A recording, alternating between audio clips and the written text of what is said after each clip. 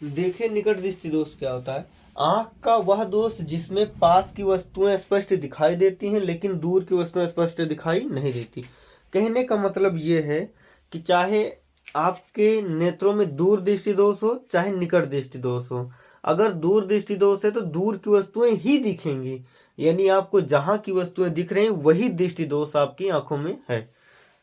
ठीक, इसका कारण क्या क्या होता है। इसका पहला कारण ये होता है कि नेत्र लेंस के पृष्ठों की वक्रता त्रिज्या बढ़ गई हो, अर्थात यानी कि आप अगर नेत्र लेंस के पृष्ठों की वक्रता त्रिज्या बढ़ जाती है तो उसकी फोकस दूरी कम हो जाती है। ठीक, और अभिनेत्र लेंस व रेटिना के बीच की दूरी बढ़ गई हो, अर्थात नेत्र के गोले का व्यास बढ़ जाना।